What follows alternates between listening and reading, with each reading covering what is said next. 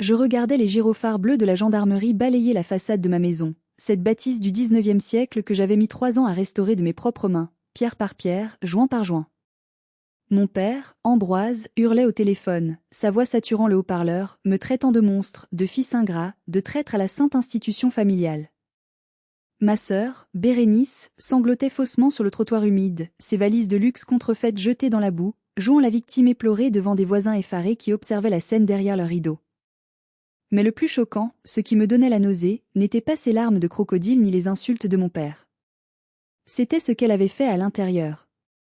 Elle avait abattu un mur porteur. Littéralement. À la masse. Pour agrandir le salon le temps d'une soirée mondaine. Elle avait détruit mon sanctuaire, mon refuge, mon œuvre.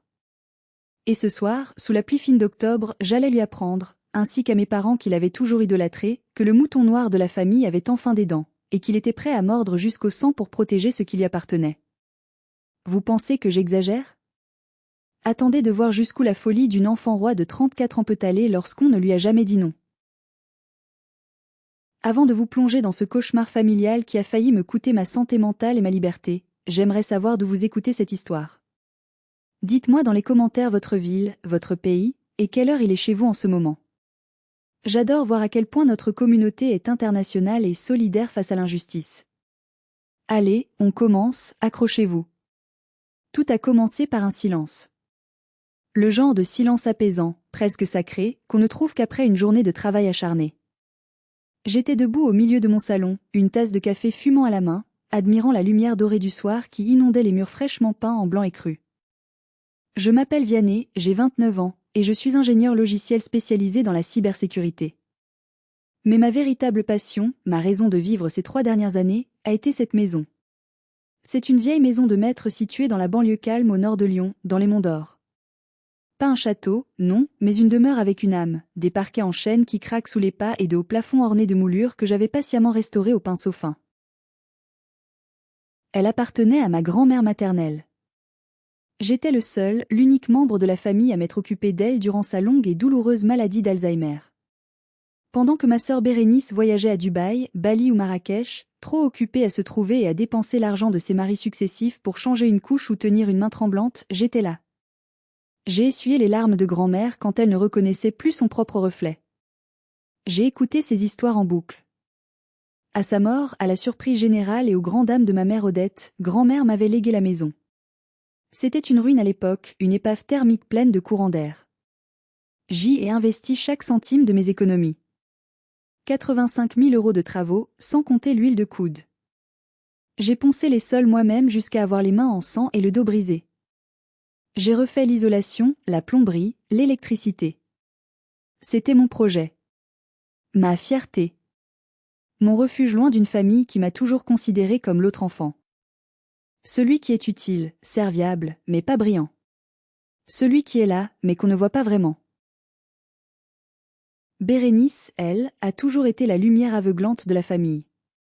À 34 ans, ma sœur aînée est ce qu'on appelle en psychologie une narcissique, l'archétype de l'enfant roi.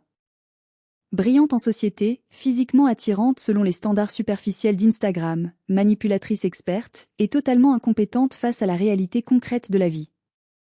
Elle a enchaîné 2 mariages ratés et des dizaines de projets d'entreprise foireux, de la vente de bougies énergétiques au coaching de vie quantique, toujours renfloués financièrement par mes parents, Ambroise et Odette, qui eux-mêmes commençaient à tirer sur leur retraite pour maintenir le train de vie de leur princesse. Ce soir-là, mon téléphone a vibré sur l'établi en bois brut que j'avais fabriqué. Le nom maman s'est affiché sur l'écran. J'ai ressenti ce nœud familier dans l'estomac, cette crispation immédiate du plexus solaire. Ce n'était pas de l'amour, ni de l'impatience. C'était de l'anxiété pure.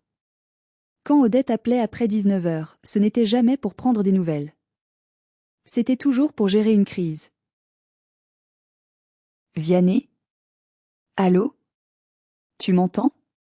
Sa voix tremblait, montant dans les aigus. C'était le ton catastrophe majeure qu'elle utilisait aussi bien pour une guerre nucléaire que pour une rupture de stock de sa crème hydratante. Oui maman, je t'écoute. Respire. Qu'est-ce qui se passe ? C'est ta sœur. C'est terrible, Vianney. Son mari, ce monstre, l'a mise à la porte. Elle est à la rue. À la rue. Avec le petit Malo. Tu te rends compte? Ton neveu, ton propre sang, sans toi au-dessus de la tête. J'ai soupiré, passant une main lasse sur mon visage. Je connaissais la version réelle. Bérénice n'était pas une victime. Son mari, un type plutôt patient, avait demandé le divorce parce qu'elle avait vidé leur compte commun d'épargne pour acheter des actions dans une pyramide de Ponzi et une collection de sacs à main de luxe, alors qu'ils devaient payer les traites de leur appartement. Elle peut aller à l'hôtel, maman.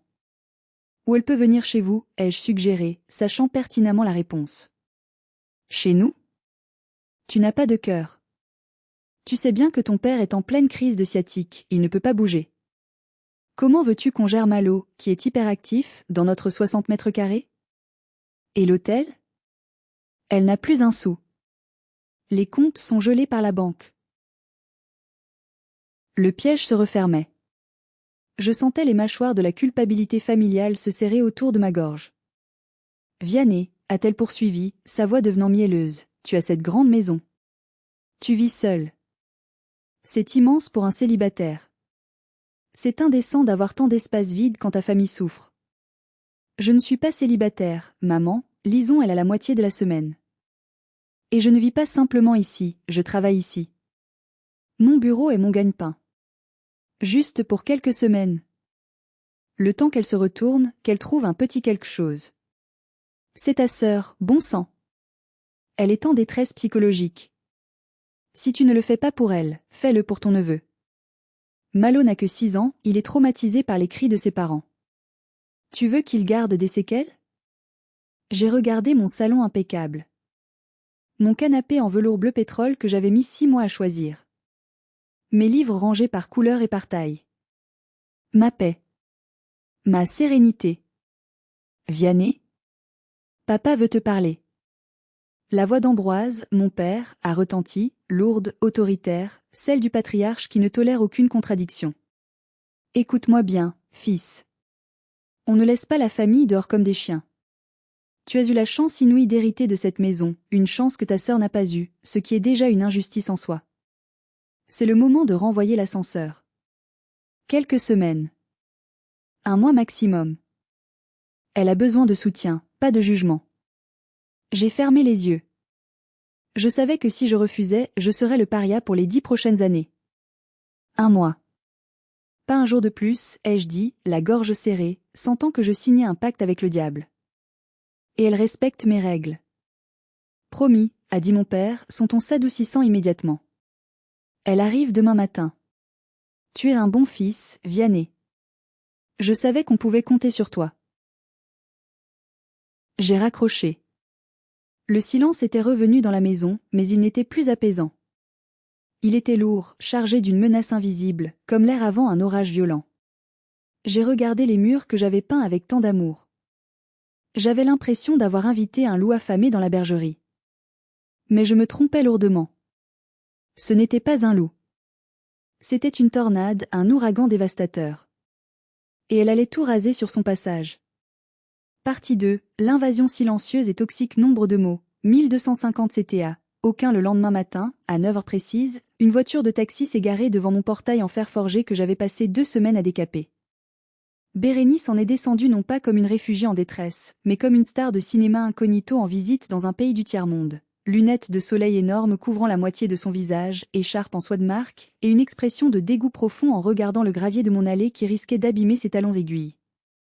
Malo, mon neveu de 6 ans, a jailli de la voiture comme un boulet de canon, une tablette à la main, hurlant quelque chose d'incompréhensible à propos d'un jeu vidéo, sans même un regard pour moi ou pour la nature environnante. Le chauffeur de taxi, l'air épuisé, a commencé à sortir les bagages. Une valise. 2. 3. 4 valises énormes, rigides, brillantes.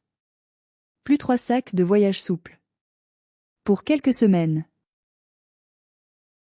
Vianney. Chérie. Bérénice m'a embrassé sur les 2 joues, l'air détaché, laissant une traînée grasse de fond de teint orange sur le col de ma chemise blanche. Elle sentait un parfum capiteux, lourd, trop sucré, un mélange de vanille synthétique et de musc qui a immédiatement agressé mes narines habituées à l'odeur du café et de la cire à bois. C'est charmant, a-t-elle dit en entrant dans le hall, scannant l'espace non pas avec gratitude, mais avec un œil critique, presque clinique. Un peu rustique, non? Tu devrais vraiment changer ces luminaires, ça fait très maison de campagne de grand-père.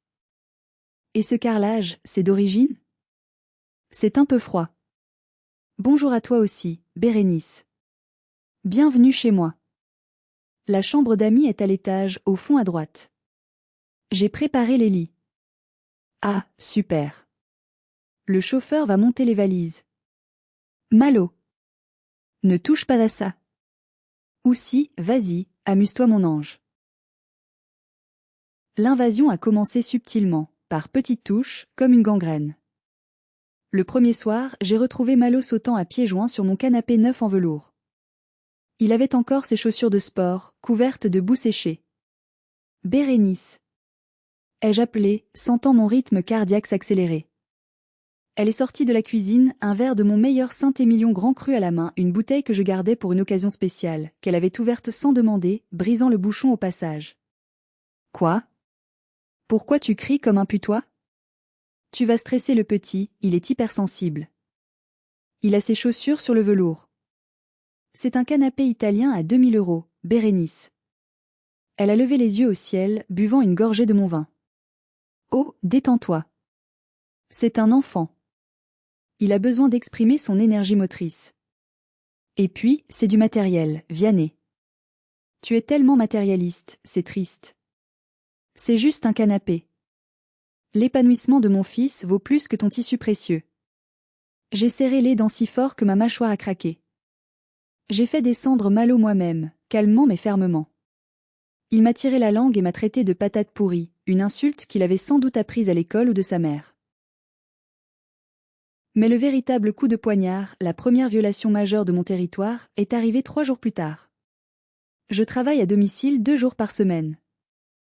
J'ai un bureau aménagé au rez-de-chaussée, une pièce sacrée. C'est un espace lumineux avec une grande baie vitrée donnant sur le jardin et mes rosiers. J'y ai installé mes 3 écrans haute résolution, mes serveurs personnels, mes plans d'architecture logiciels étalés sur une grande table d'architecte.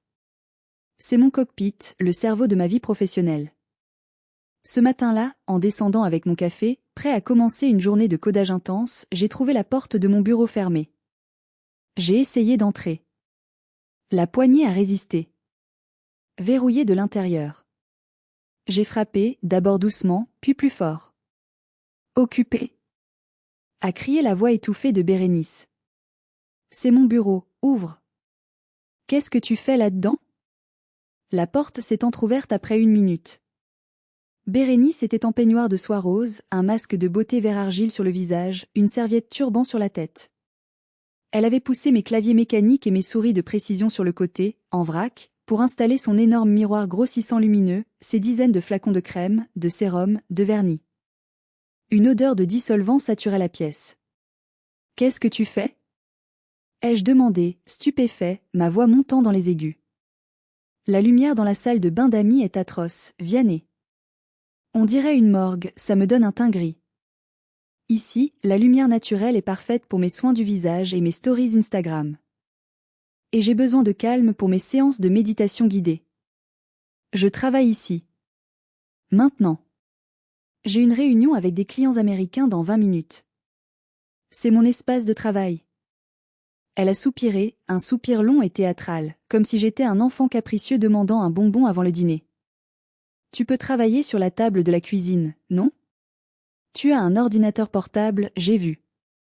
Sois flexible, mon Dieu. Je traverse une crise existentielle majeure, mon mari m'a jeté, j'ai besoin de cet espace pour me recentrer, pour reconstruire mon estime de moi. Maman a dit que tu devais être accommodant et me soutenir. Elle a refermé la porte au nez. Le bruit du verrou qui tourne a résonné comme un coup de feu. Je suis resté là, tremblant de rage, mes mains serrant ma tasse si fort que j'ai cru qu'elle allait exploser. J'ai dû faire ma réunion Zoom importante, qui décidait d'un contrat à 5 chiffres, assis sur un tabouret dur dans la cuisine, avec Malo qui regardait des dessins animés à plein volume dans le salon adjacent. Malgré mes demandes répétées de baisser le son, il augmentait le volume dès que je tournais le dos. Mes clients voyaient mon arrière-plan de cuisine en désordre, car Bérénice ne rangeait rien et entendait les bruits d'explosion de la télé.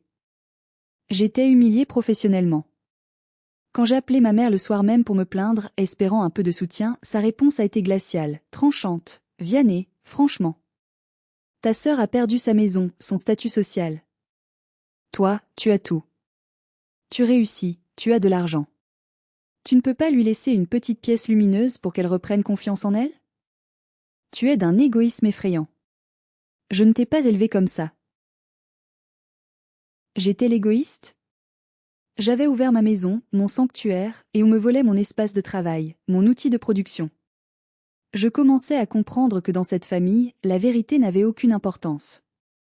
Seule l'émotion de Bérénice comptait. Partie 3. Les frontières effacées et l'humiliation. Nombre de mots, 1350 CTA. Demande d'avis après l'injustice. Une semaine s'est transformée en 2. L'atmosphère dans la maison était devenue toxique, irrespirable. L'air ne sentait plus le café frais et la lavande du jardin, mais un mélange esséurant de vernis à ongles, de tabac froid. Elle fumait à la fenêtre de sa chambre malgré mon interdiction formelle, et de nourriture grasse. Bérénice commandait sans cesse des plats livrés, sushis, pizza, burgers gourmets et laissait les emballages traîner partout. Avec quel argent payait-elle? Je l'ignorais, mais je soupçonnais qu'elle utilisait la carte de crédit de nos parents, ou qu'elle creusait encore sa dette. Le week-end est arrivé, et avec lui, Lison. Lison est ma fiancée depuis 2 ans. Elle est graphiste freelance, une femme douce, intelligente, créative, qui a ce calme olympien qui m'apaise habituellement. Quand elle est entrée dans la maison ce vendredi soir, elle s'est figée sur le paillasson. Le salon était un capharnaüm indescriptible.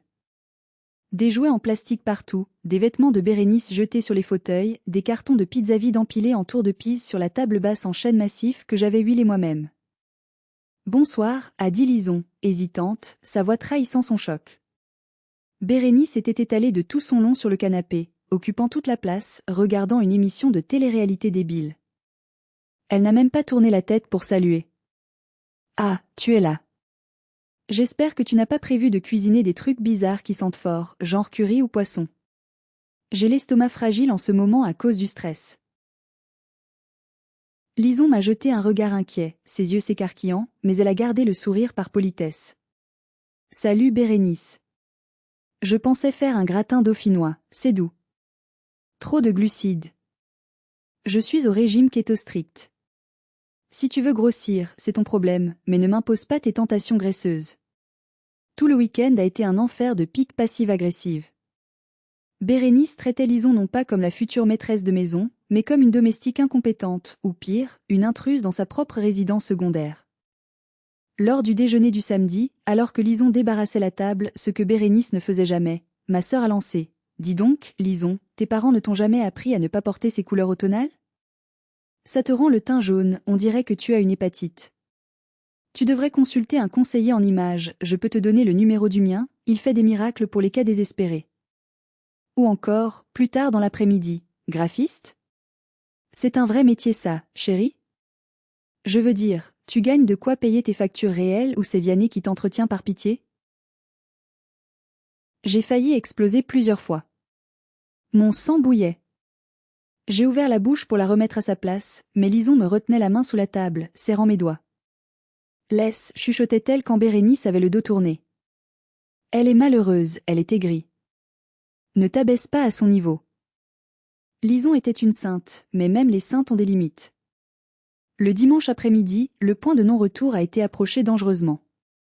Je cherchais une vieille horloge comtoise, un héritage précieux de mon grand-père paternel, que j'avais placé dans le coin du couloir.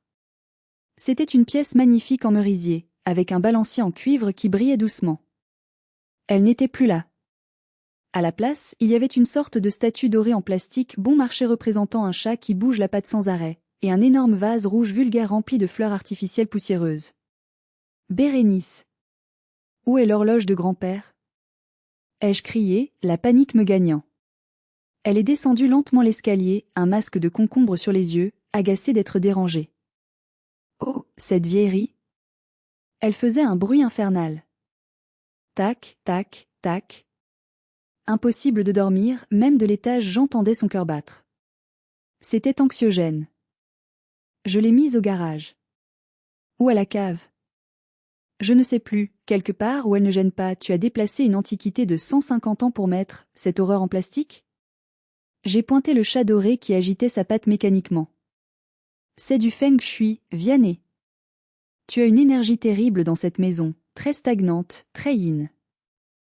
J'essaie de t'aider à attirer la fortune et la positivité. Ce chat porte bonheur dans la culture asiatique. L'horloge, c'était la mort qui comptait le temps qui passe. C'est morbide. Tu devrais me remercier. J'ai couru au garage comme un fou. L'horloge était là, jetée en vrac contre des vieux pneus sales. La vitre bombée du cadran était fêlée sur toute la longueur. Le bois était éraflé. Mon cœur s'est brisé. C'était l'objet préféré de grand-père, le son de mon enfance. Quand je suis remonté, tremblant, j'ai vu les factures sur la console de l'entrée. Électricité. Eau. Gaz. Elles avaient triplé. Littéralement triplé. Bérénice prenait 2 bains brûlants par jour. Elle laissait le chauffage à 25 degrés avec les fenêtres ouvertes pour aérer les mauvaises ondes. Elle laissait toutes les lumières allumées jour et nuit car le noir la déprimait. J'ai pris les factures dans ma main tremblante et je suis allé la voir dans le salon. Bérénice, on doit parler finances. Tu vis ici, tu consommes comme 4 personnes. Je veux que tu paies la moitié de l'augmentation des charges. Ça fait environ 200 € pour le mois. C'est le minimum. Elle m'a regardé avec une incrédulité totale, comme si je lui avais demandé de vendre un rein ou de tuer son enfant. Tu me demandes de l'argent? À moi? Ta sœur qui est au fond du trou, qui a tout perdu? C'est mesquin, Vianney. Vraiment mesquin. Je n'ai rien. Je suis une mère célibataire sans ressources. Tu as de l'argent pour commander des sushis tous les soirs, pour acheter des statues de chats en plastique et des crèmes de luxe. Tu as de l'argent pour tes cigarettes. C'est essentiel pour mon moral. Tu veux que je sombre dans la dépression clinique? C'est ça que tu veux? Que je me suicide ici, dans ton salon? Elle a éclaté en sanglots hystériques, se jetant par terre. Malo, entendant les cris, est arrivé en courant et s'est mis à hurler en voyant sa mère pleurer. Tonton méchant. Tonton méchant. Il a tapé maman. J'étais piégée. Si je parlais, j'étais le bourreau insensible. Si je me taisais, j'étais la victime exploitée. J'ai choisi de me taire ce jour-là, pour Lison qui me regardait avec pitié, pour une fausse paix. Quelle erreur monumentale. Le silence est l'engrais des parasites. Pause. Je veux que vous soyez honnête avec moi, car j'ai douté de ma propre santé mentale à ce moment-là. Si votre frère ou votre sœur s'enfermait dans votre bureau professionnel pour faire ses soins de beauté, insultait votre conjoint, et vous disait d'aller travailler dans la cuisine, qu'est-ce que vous auriez fait? Vous auriez défoncé la porte? Appelé la police immédiatement? Ou vous auriez fait comme moi, paralysé par la culpabilité familiale? Dites-moi dans les commentaires ce que vous auriez fait à ma place, j'ai besoin de savoir si j'ai été trop faible. Partie 4, les alliés du diable. Nombre de mots, 1300 CTA, aucun. Le mois touchait à sa fin. Selon notre accord initial, scellé par la promesse de mon père, Bérénice devait partir. Mais aucun carton n'était fait. Au contraire, elle avait commencé à recevoir du courrier administratif à mon adresse, ce qui est le signe illégal qu'une personne s'installe durablement. Elle avait même changé l'étiquette de la boîte aux lettres en ajoutant son nom au marqueur indélébile à côté du mien. J'ai convoqué une réunion de famille. Mes parents sont venus déjeuner le dimanche suivant. J'avais préparé un dossier mental et physique. Les factures exorbitantes, les photos du bureau squatté, la photo de la vitre fêlée de l'horloge. Je voulais être factuel. Rationnel. Je pensais naïvement que devant des preuves, mes parents retrouveraient la raison. Nous étions assis autour de la table en chêne, devant un rôti que Lison avait préparé avec amour et que Bérénice avait critiqué. Trop cuit, c'est de la semelle. L'ambiance était lourde, électrique. Papa, maman, j'ai commencé, ma voix essayant de rester calme. Le mois est écoulé. J'ai besoin de récupérer ma maison. J'ai besoin de calme pour travailler, mes projets sont en retard. Et Lison et moi voulons notre intimité, nous construisons notre vie de couple. Bérénice a reniflé bruyamment, posant sa tête sur l'épaule de ma mère comme une petite fille de 5 ans. Vous voyez? Il me chasse. Comme un chien galeux. Il ne supporte pas ma présence. Odette a caressé les cheveux de sa fille, qui avait une nouvelle couleur, un balayage blond cendré fait chez un coiffeur de luxe, j'en étais sûre, à 150 € la coupe. Vianney, a dit mon père d'une voix grave, posant ses couverts. On ne chasse pas sa famille. Où veux-tu qu'elle aille? Elle n'est pas prête. Elle a eu un mois pour chercher un appartement. Ou un travail. A-t-elle cherché un travail? A-t-elle envoyé un seul CV? Bérénice s'est redressée, indignée, les yeux lançant des éclairs. Je cherche. Je réseaute. Mais le marché est difficile. Et avec mon statut et mes qualifications, je ne peux pas accepter n'importe quoi. Je ne vais pas être caissière ou serveuse. J'ai une image à tenir. Pourquoi pas? Ai-je rétorqué, sentant la colère monter. Il n'y a pas de saut métier. J'ai bien fait de la manutention dans des entrepôts glacials pendant mes études d'ingénieur pour payer mon loyer. C'est bon pour toi, ça, a coupé ma mère sèchement. Tu es un homme, tu es robuste. Bérénice est plus sensible, plus délicate. Elle a des talents artistiques qu'il faut préserver. Elle ne peut pas s'abîmer les mains. J'ai senti la colère monter, chaude, amère, un poison qui se diffusait dans mes veines. En attendant, elle vit à mes crochets. Elle a cassé l'horloge de grand-père. J'ai sorti mon téléphone et montré la photo du cadran brisé. Oh, c'est juste un vieux truc, a balayé mon père d'un revers de main, sans même regarder vraiment. On la fera réparer. Arrête d'être aussi matérialiste, ça devient obsessionnel chez toi. Le problème, Vianney, c'est que tu as trop de place. Cette maison est immense. Il y a 3 chambres vides à l'étage. C'est du gâchis. Et alors? C'est ma maison. Je la paie, je l'entretiens. C'est un héritage familial, a corrigé ma mère avec un ton de reproche. Grand-mère te l'a donnée, oui, sur papier. Mais moralement, elle appartient à la famille, à la lignée. Ce n'est pas juste que tu aies tout et ta sœur rien. C'est un déséquilibre karmique. Elle a eu sa part. Ai-je crié, ne pouvant plus me contenir. Elle a eu les liquidités, l'assurance vie, les bijoux. Elle a tout flambé en 2 ans dans des voyages et des voitures. J'ai mis cet argent dans la maison, elle l'a mis dans du vent. Un silence de mort est tombé sur la table. J'avais dit la vérité crue, celle que personne ne voulait entendre. Bérénice s'est levée, froide, calme, terrifiante. Tu vois, papa? Il est jaloux. Il a toujours été jaloux de moi, depuis l'enfance. Il veut me voir souffrir pour se sentir supérieur. Il jouit de ma déchéance. Elle s'est tournée vers moi avec un sourire qui ne montait pas jusqu'aux yeux, un sourire de prédateur. Je ne partirai pas, Vianney. Renseigne-toi. Selon la loi française, si je reste ici assez longtemps, ça devient mon domicile de fait. Et avec un enfant mineur à charge, surtout en période hivernale qui approche, aucun juge ne m'expulsera. Papa et maman sont d'accord pour que je reste au 1er étage. On va diviser la maison. C'est la meilleure solution pour tout le monde. Je prends l'étage, tu gardes le bas. J'ai regardé mes parents, cherchant un démenti, un soutien. Ils ne contredisaient pas. Ils hochaient la tête, validant cette folie. C'est une bonne idée, a dit Ambroise, comme s'il venait de résoudre une équation complexe. Tu n'utilises pas l'étage de toute façon. Bérénice s'installera là-haut. Elle pourra t'aider à gérer la maison. Faire le ménage, la cuisine, ce sera comme une colocation familiale. Elle ne lave même pas son assiette. Elle ne vide pas la poubelle. Ai-je hurlé, me levant de ma chaise qui est tombée en arrière. Ça suffit.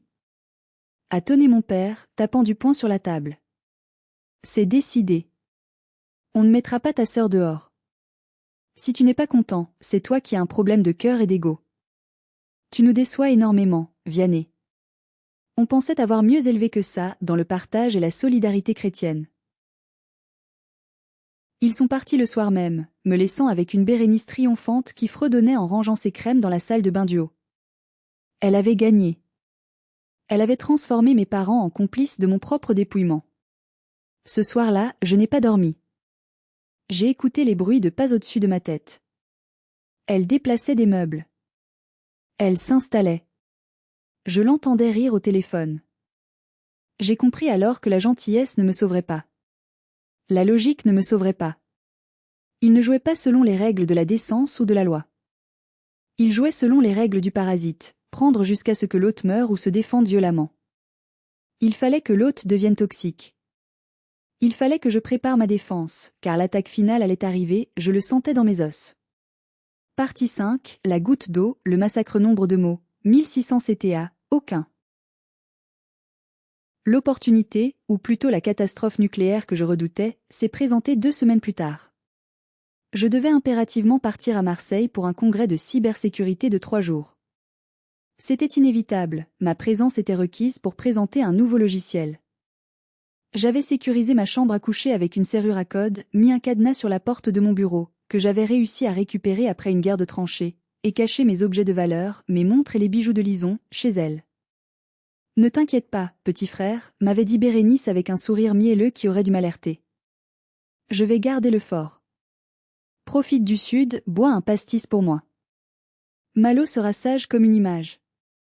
Je suis parti la boule au ventre, l'esprit inquiet.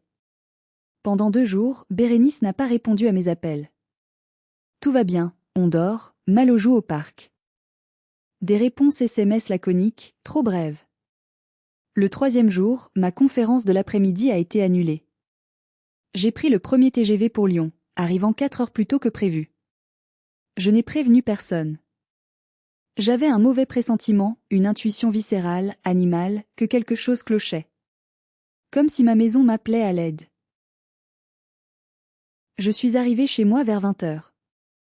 La nuit était tombée, une bruine froide enveloppait la ville. Dès le bout de la rue, j'ai entendu la musique. Des basses lourdes, sourdes, qui faisaient vibrer l'air. Boum. Boum. Boum. En approchant, j'ai vu le carnage. Il y avait des voitures garées partout. Sur le trottoir. Devant le portail ouvert. Et pire, sur ma pelouse. 2 voitures, une Mini Cooper et une Audi, étaient garées directement sur mes massifs de fleurs, écrasant mes hortensias et mes lavandes que j'avais mis tant de mal à faire pousser. Les traces de pneus avaient labouré l'herbe transformée en boue. J'ai couru vers la porte d'entrée. Elle était grande ouverte. L'odeur m'a frappé en premier, bien avant la vue, un mélange âcre de cigarettes alors que c'est une maison non-fumeur, de cannabis, d'alcool renversé et de sueur. Mon salon était plein de gens que je ne connaissais pas. Une trentaine de personnes. Des gens habillés de façon boho chic, le genre d'amis superficiels et prétentieux que Bérénice fréquentait quand elle avait de l'argent. Ils buvaient mon vin, fumaient sur mes tapis persans, riaient fort. Quelqu'un a écrasé une cigarette sur le parquet en chêne. Sur le parquet. Mais ce n'était rien, absolument rien, comparé à ce que j'ai vu en avançant vers le fond de la pièce. Je me suis figé. Mon cerveau refusait de traiter l'information. C'était trop gros, trop absurde. Le mur. Le mur qui séparait le salon de mon bureau. Ce n'était pas une simple cloison en placo. C'était un mur semi-porteur en briques anciennes, que j'avais prévu de renforcer l'année suivante, mais qui définissait les espaces et soutenait une partie de la mezzanine. Il y avait un trou béant dedans. Un trou irrégulier, d'environ 2 mètres de large, au bord déchiqueté. La poussière de briques rouges et de plâtre recouvrait tout comme une neige apocalyptique, mes ordinateurs, mes serveurs, mes dossiers, mes écrans. Bérénice était là, au milieu du désastre, une coupe de champagne à la main, riant aux éclats avec un homme grand portant une écharpe rouge et tenant une masse de chantier. Surprise. A-t-elle crié en me voyant, sa voix pâteuse, visiblement éméchée. Regardez qui est là. Le propriétaire terrien est rentré plus tôt. La musique s'est arrêtée un instant. Les regards se sont tournés vers moi. J'étais trempée par la pluie, ma valise à la main, le visage blême. « Qu'est-ce que tu as fait » ai-je murmuré. Ma voix était si basse, si étranglée par le choc que personne ne l'a entendue. Bérénice s'est approchée, titubant légèrement, un grand sourire aux lèvres. « On a ouvert l'espace, chérie. » C'était trop étriqué, trop bourgeois coincé. Gauthier ici présent, elle a désigné l'homme à la masse, est un architecte d'intérieur visionnaire. Il a dit que ça ferait un loft new-yorkais incroyable, un open space convivial pour la circulation des énergies. On a fait ça cet après-midi, c'était tellement fun. Une démolition partie. On s'est défoulé. Mon bureau. J'ai lâché ma valise et j'ai enjambé les gravats pour entrer dans ce qui restait de mon bureau. C'était Tchernobyl. Un seau à champagne en argent, le mien, rempli de glace fondue et d'eau avait été posé, sur ma tour centrale, mon PC principal. L'eau avait débordé. Elle avait coulé dans les aérations. La machine, qui coûtait à elle seule 4 000 €, était éteinte, morte. Des années de données. Des projets clients non sauvegardés sur le cloud depuis 48 heures. Oh, détends-toi, a dit l'homme à la masse, Gauthier, en voyant mon regard fixé sur l'ordinateur. C'est juste du matériel. On vit l'instant présent, mec. L'art, c'est la destruction créatrice. Quelque chose s'est brisé en moi. Ce n'était pas de la colère chaude. C'était quelque chose de plus froid, de plus sombre, de définitif. C'était la fin de l'espoir. La fin de l'amour fraternel. La fin de l'enfant qui cherchait l'approbation de ses parents. En voyant ce mur détruit, j'ai su que le mur entre nous était désormais infranchissable. Je n'ai pas crié. Je n'ai pas frappé Gauthier, même si j'en avais une envie meurtrière. J'ai sorti mon téléphone. J'ai commencé à filmer. Le mur, l'ordinateur inondé, la masse posée au sol, les visages des invités, les joints qui circulaient, les bouteilles vides. Qu'est-ce que tu fais? Tu casses l'ambiance, arrête de filmer. A ricané Bérénice en essayant de mettre sa main devant l'objectif. J'ai reculé et j'ai composé le 17. Gendarmerie nationale, j'écoute. Bonsoir. Je suis Vianney, propriétaire au 12 rue des Lilas. Je souhaite signaler une intrusion, un vandalisme grave avec destruction de structures immobilières, et une réunion illégale avec consommation de stupéfiants à mon domicile. Il y a environ 30 personnes. Oui, je suis sur place. La situation est volatile. Je crains pour ma sécurité physique face aux intrus. Bérénice a écarquillé les yeux, réalisant soudain que ce n'était pas une blague. Tu appelles les flics? Contre ta sœur? Contre tes amis? Elle a essayé de m'arracher le téléphone. Je l'ai repoussé fermement, sans violence, mais avec une force qu'elle ne me connaissait pas, tout le monde dehors. Maintenant. Ou vous finissez tous en garde à vue pour complicité de vandalisme. Les invités, voyant mon visage de marbre et entendant le mot gendarmerie, ont commencé à s'enfuir comme des rats quittant un navire en train de couler. Ils prenaient leurs vestes, leurs sacs, bousculant les meubles. Vous ne partez pas. A hurlé Bérénice, paniquée. C'est chez moi aussi. Il bluffe. Il n'osera pas. Restez. On n'a pas fini le champagne. 10 minutes plus tard, 2 voitures de patrouille arrivaient, gyrophares hurlant. Les gendarmes, professionnels, ont constaté les dégâts. L'odeur de cannabis était indéniable. Monsieur, c'est un carnage, a dit le brigadier-chef en voyant le mur éventré. On dirait un chantier de démolition. Qui a fait ça? J'ai pointé Bérénice, qui s'était affaissée sur le canapé, pleurant maintenant pour de bon. Elle. Et cet homme, Gauthier, qui s'est enfui. Je veux porter plainte immédiatement pour destruction de propriété privée, dégradation volontaire et mise en danger de la vie d'autrui, car le plafond aurait pu s'effondrer. Mais c'est mon frère. A-t-elle hurlé alors qu'il lui demandait ses papiers. J'habite ici. J'ai le droit de décorer. Décorer n'est pas abattre un mur porteur, madame, a répondu le gendarme sèchement. Vous avez un bail? Votre nom est sur l'acte de propriété? Non, mais c'est la maison de famille. Monsieur nous dit que vous êtes hébergé à titre gratuit temporaire. En détruisant la structure de la maison sans autorisation, vous commettez un délit grave. Cette nuit-là, la fête s'est terminée au poste. Malo dormait à l'étage, Dieu merci, il avait un sommeil de plomb et n'avait rien vu. J'ai appelé Lison pour qu'elle vienne le chercher en urgence et l'emmène chez elle. Je ne voulais pas qu'il assiste à la guerre, ni qu'il soit confié aux services sociaux pendant l'audition de sa mère. Bérénice a été emmenée, interrogée, puis relâchée tard dans la nuit avec une convocation devant le tribunal. Quand elle est revenue vers 3h30 du matin, en taxi, elle a trouvé la porte close. J'avais appelé un serrurier d'urgence, un service de nuit hors de prix. J'avais payé 450 € pour changer les barillets de toutes les portes. Elle a tambouriné comme une folle. Ouvre. Ouvre, espèce de malade. Où est mon fils? Je vais te tuer. J'ai ouvert la fenêtre de l'étage. La pluie tombait toujours. Malo est en sécurité chez Lison. Tu le récupéreras demain via nos parents. Toi, tu ne rentres plus. Jamais. Mes affaires sont dedans. Mes vêtements. Je te les ferai passer par la fenêtre demain dans des sacs poubelles. Si tu touches encore à ma porte, je rappelle les gendarmes pour harcèlement. Tu as détruit ma maison, Bérénice. C'est fini. Tu as brûlé ton dernier pont. Elle est restée là, sous la pluie, à hurler à la lune, à appeler papa et maman. C'était la fin de l'innocence. Partie 6, ultimatum et guerre juridique totale. Nombre de mots, 1250 CTA. Aucun. Le lendemain matin a été l'apocalypse téléphonique. Mon téléphone, que j'avais mis en mode silencieux pour pouvoir dormir 2 heures, affichait 42 appels manqués. Mon père m'avait laissé 10 messages vocaux, une gradation terrifiante dans la violence verbale, allant de la supplication, sois raisonnable, retire ta plainte, à la menace pure, je vais te déshériter, tu n'auras plus rien, tu seras mort pour nous.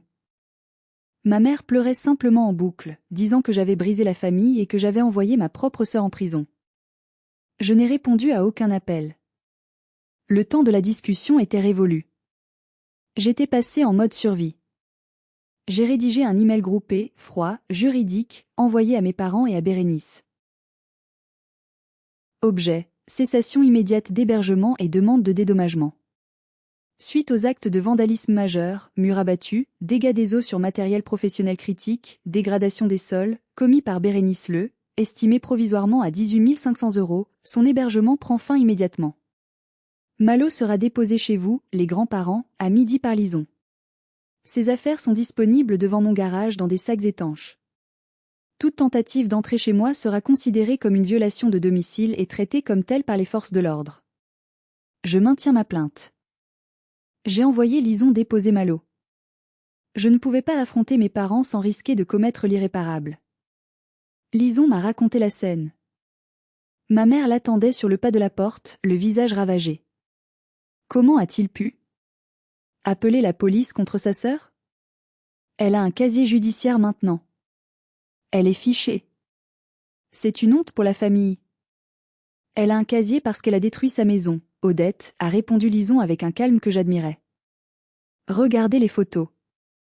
Lison leur a tendu une enveloppe avec les photos imprimées du désastre. Ma mère a repoussé sa main. Je ne veux pas voir.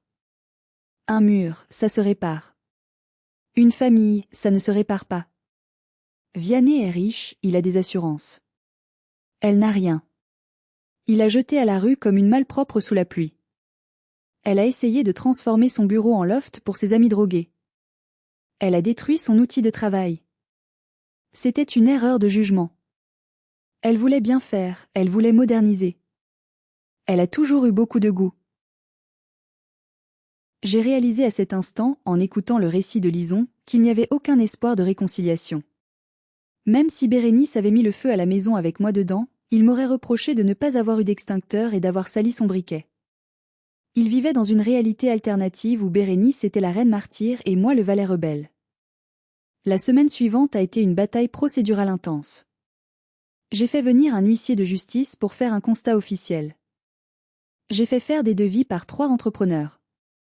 La facture totale s'élevait à 18 500 €, reconstruction du mur en briques anciennes, reprise du plafond, peinture, ponçage du parquet brûlé, remplacement du matériel informatique et tentative de récupération de données en laboratoire. Bérénice, bien sûr, était insolvable. Elle vivait du RSA et des allocations. Mais mes parents ne l'étaient pas. Ils avaient une maison payée, des économies pour leur retraite. Et j'ai découvert une faille juridique grâce à mon avocat. Dans un échange de mai au tout début de cette histoire, mon père avait écrit imprudemment « Je prends la responsabilité financière et morale de son comportement, laisse-la venir, je me porte garant ». Mon avocat a envoyé une mise en demeure cinglante. Soit il payait les réparations à l'amiable, soit je les traînais tous au tribunal civil, en plus du pénal pour Bérénice. Mes parents ont dû casser leur pelle, plan épargne-logement, qu'ils gardaient depuis 20 ans. Ils ont dû virer 18 500 € sur le compte Carpa de mon avocat pour éviter que Bérénice ne soit traînée plus bas dans la boue et ne perde potentiellement la garde de Malo. Son ex-mari, apprenant l'histoire, était prêt à bondir. Ils ont payé.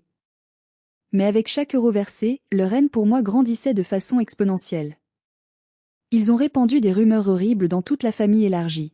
Oncle, tante, cousin. J'étais le fils ingrat, le tyran psychopathe qui avait piégé sa sœur vulnérable, qui l'avait poussé à bout pour avoir un prétexte de l'expulser. J'ai reçu des lettres d'insultes de cousins que je n'avais pas vus depuis 10 ans. Je m'en fichais. J'avais Lison. J'avais ma maison, en travaux, de nouveau, pleine de poussière mais libre. Et j'avais une dernière carte à jouer. Une carte maîtresse que grand-mère m'avait donnée et dont personne, absolument personne, ne soupçonnait l'existence. Partie 7, la revanche posthume du mouton noir. Nombre de mots, 1100 CTA. Aucun. Il y a un détail crucial que je n'avais jamais révélé à personne, pas même à mes parents, car j'avais juré le secret sur le lit de mort de ma grand-mère. Ma grand-mère n'était pas naïve. Elle aimait Bérénice, c'était sa petite fille, mais elle voyait clair dans son jeu depuis des années. Elle savait que Bérénice était incapable de gérer de l'argent, qu'elle était un panier percé, et que mes parents étaient ses énablés, facilitateurs, qui l'empêchaient de grandir. Dans son testament, il y avait une clause secrète, gérée par un notaire de confiance à Lyon, Maître Dupont. Grand-mère avait laissé un fonds de la dernière chance pour Bérénice. Une somme de 40 000 €, issue de la vente de bijoux anciens. Cette somme était bloquée sur un compte séquestre pendant 5 ans après sa mort. Les conditions de ce legs étaient strictes et prophétiques. Bérénice ne devait pas connaître l'existence de ce fonds avant la date d'échéance des 5 ans, pour l'obliger à apprendre à vivre sans filet. Si, durant ces 5 années, Bérénice commettait un acte illégal grave, était condamnée par la justice pour des faits de malhonnêteté, de vol ou de vandalisme, le fonds serait immédiatement annulé. Si le fonds était annulé, l'argent irait intégralement à une association caritative qu'elle chérissait, la SPA, Société protectrice des animaux, de Lyon. La condamnation de Bérénice pour dégradation volontaire de biens privés en Réunion, car oui, la procédure pénale a suivi son cours, le procureur n'ayant pas classé l'affaire malgré le paiement des parents, a été actée 3 mois après l'incident. Elle a écopé de travaux d'intérêt général et d'une amende avec sursis. C'était une condamnation pénale inscrite au casier B2. Le jour où le notaire a convoqué la famille, 6 mois après l'incident du mur, je n'y suis pas allée. Je ne voulais pas voir leur visage. J'ai envoyé mon avocat pour me représenter. On m'a raconté la scène en détail. C'était savoureux. Bérénice pensait qu'elle allait enfin toucher un héritage caché, peut-être des parts de la maison. Elle jubilait, elle avait même acheté une nouvelle robe pour l'occasion, sans doute à crédit. Mes parents étaient là, le visage fermé, espérant secrètement que cet argent inattendu rembourserait ce qu'ils avaient payé pour mes réparations et renflouerait leur compte vide. Le notaire, un homme austère, a lu la clause testamentaire de la grand-mère. Il y a eu un moment de silence stupéfait. 40 000 €. C'était une fortune pour eux à ce moment-là. Bérénice a commencé à sourire, calculant déjà les voyages qu'elle allait faire. Puis le notaire a toussé, ajusté ses lunettes et a sorti un autre document, le jugement du tribunal correctionnel concernant la destruction de mon mur. Il a lu la condition résolutoire, en cas de condamnation pour vandalisme. Puis il a annoncé, d'une voix neutre, que les 40 000 € étaient officiellement et irrévocablement transférés à la SPA de Lyon ce matin même. Bérénice a fait un malaise vagal. Elle s'est effondrée sur le tapis perçant de l'étude. Mon père a hurlé au scandale, le visage pourpre, accusant le notaire de complicité, de vol, menaçant de faire un procès. Mais c'était inattaquable. C'était la volonté écrite, signée et enregistrée d'une vieille dame qui avait prévu la bêtise de sa descendance. En voulant détruire ma maison par jalousie et caprice, Bérénice avait détruit son propre héritage. C'était le karma dans sa forme la plus pure, la plus géométrique. Une justice poétique écrite par une grand-mère depuis l'au-delà, qui protégeait encore son petit Vianney et sa maison, même après sa mort. Partie 8, un château, un roi, une reine, le dénouement. Nombre de mots, 1000 CTA. Conclusion. Outro. Cela fait maintenant 1 an que le mur a été reconstruit. Les briques sont neuves, mais j'ai réussi à trouver des matériaux anciens pour qu'elles se fondent dans le décor. J'ai même renforcé l'insonorisation, rendant mon bureau encore plus silencieux qu'avant. Lison et moi nous sommes mariés le mois dernier. Pas une grande fête mondaine, non. Une petite cérémonie intime dans le jardin, sous le vieux cerisier que Bérénice voulait faire abattre parce qu'il faisait trop d'ombre et attirait les guêpes. Il y avait nos vrais amis, ceux qui nous ont soutenus, et les rires résonnaient sans fausse note. Nous vivons dans une paix royale. Chaque matin, quand je descends prendre mon café et que je vois le soleil frapper ce mur intact, je souris. Je n'ai plus aucun contact avec mes parents, ni avec Bérénice. C'est le no-contact total. J'ai bloqué leurs numéros, leurs emails, et j'ai instruit mes proches de ne jamais me donner de leurs nouvelles. Pourtant, j'ai appris par des cousins éloignés, ceux qui ont fini par comprendre ma version des faits, que la situation est devenue infernale chez eux. Bérénice vit toujours chez mes parents avec Malo. L'appartement de 60 mètres carrés est devenu une cocotte minute. Ils se disputent tous les jours pour l'argent. Mon père, aigri par la perte de ses économies de toute une vie, ne supporte plus les caprices de sa princesse déchue. Il lui reproche chaque centime dépensé. Ma mère est dépressive, coincée entre un mari colérique et une fille ingrate qui refuse de travailler et continue de jouer la victime. Ils ont créé leur propre enfer, brique par brique, mensonge par mensonge, et ils y sont enfermés ensemble pour le reste de leurs jours. Parfois, le téléphone fixe sonne et je vois un numéro masqué. Je ne réponds jamais. Je ne ressens plus de colère, ni de tristesse, ni même de pitié. Juste une indifférence polie, comme celle qu'on ressent pour des étrangers dans la rue. J'ai réalisé une chose essentielle à travers cette épreuve, la famille, ce n'est pas le sang. Le sang, c'est juste de la biologie, de la génétique. La famille, la vraie, ce sont les gens qui respectent vos limites, qui célèbrent vos succès sans jalousie, qui vous soutiennent quand vous tombez, et qui ne viennent pas chez vous avec une masse pour abattre vos murs. J'ai sauvé ma maison. J'ai sauvé mon couple. Et surtout, je me suis sauvé moi-même du rôle de victime perpétuelle et de seconde zone qu'il m'avait assigné depuis l'enfance. À Noël dernier, j'ai envoyé une seule carte, sans adresse de retour, juste pour clore le chapitre symboliquement. Dessus, il y avait juste une photo de mon salon réparé, magnifique, avec Lison, moi, et notre nouveau chien, un labrador noir que nous avons adopté à la SPA, grâce à une généreuse donation anonyme de 40 000 € qui a permis de rénover le refuge. Je pense qu'ils ont compris le message. Voilà, c'est la fin de mon histoire. C'était dur à vivre, mais l'écrire et vous la raconter m'a fait un bien fou, comme une thérapie finale. J'aimerais savoir ce que vous en pensez sincèrement. Avez-vous déjà dû couper les ponts radicalement avec un membre toxique de votre famille pour vous protéger?